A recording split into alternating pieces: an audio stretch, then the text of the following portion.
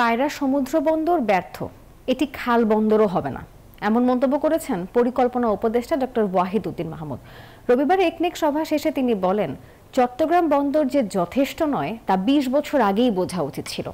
এমন বাস্তবতা মাথায় রেখে সত্যিকারের সমুদ্র বন্দর নির্মাণ করতে চায় অন্তর্বর্তী সরকার। আর এই লক্ষ্যে ১৩,৫০০ কোটি টাকা ব্যয়ে নেওয়া হয়েছে বে টার্মিনাল প্রকল্প।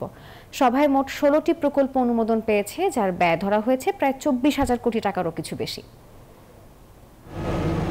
দেশে ধীর গতিতে হলেও প্রায় প্রতি বছরই বাড়ছে আমদানি রপ্তানি বাণিজ্যের পরিধি। তবে বিদ্যমান বন্দরগুলোর সক্ষমতা না বাড়ায় ব্যবসায়ীদের প্রায় সময়ই নানা প্রতিকূলতার মুখোমুখি হতে হচ্ছে।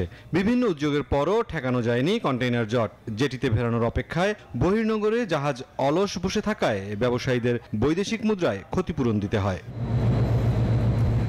এমন সমস্যা সমাধানে এবার বে টার্মিনাল প্রকল্প নির্মাণ করতে যাচ্ছে বাংলাদেশ। জাতীয় অর্থনৈতিক পরিষদ একনেক সভায় ১৩,৫২৫ কোটিরও বেশি টাকা ব্যয়ে এই প্রকল্প অনুমোদন করেছে অন্তর্বর্তীকালীন সরকার। একনেক বৈঠক শেষে সাংবাদিকদের সঙ্গে আলাপকালে দেশের বন্দরগুলো নিয়ে তীব্র সমালোচনা করেন পরিকল্পনা উপদেষ্টা। দাবি করেন, নতুন নেয়া প্রকল্পের মাধ্যমেই গড়ে উঠবে সত্যিকারের সমুদ্র বন্দর। সমুদ্র বন্দর তো ব্যর্থ হলো, এটা সমুদ্র বন্দর হবে না, খালের বন্দর হবে না। যে আমাদের যে চট্টগ্রাম বন্দর, এটা যে শেষ পর্যন্ত আমাদের প্রয়োজন মেটাতে পারবে না, এটা তো ২০ বছর আগেও বোঝা যেত। কর্ণফুলী নদীর মতো নদীর ভিতরে না, এটা আসলেই বঙ্গোপসাগরের উপরে। এই জন্যই এটাকে বে টার্মিনাল বলা হচ্ছে।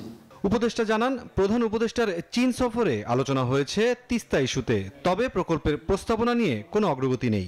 তিস্তা প্রকল্প নিয়ে শুধু ভাষা নীতিগত আলোচনাই হয়। একটা নকশা ধরনের চীনের পক্ষ থেকে বেশ কয়েক বছর আগে দেওয়া হয়েছিল, কিন্তু এটাকে ঠিক প্রকল্প বলা যাবে না।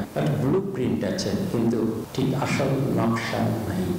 ডক্টর ওয়াহিদ উদ্দিন মাহমুদ জানান, জরুরি ভিত্তিতে রোহিঙ্গা সংকট মোকাবেলায় বিশ্বব্যাংকের সহায়তায় নতুন করে ব্যয় বৃদ্ধি করা হয়েছে একটি প্রকল্পের। কিন্তু আমাদের কেন সক্ষমতা অর্জন হলো না, এই প্রশ্নটা।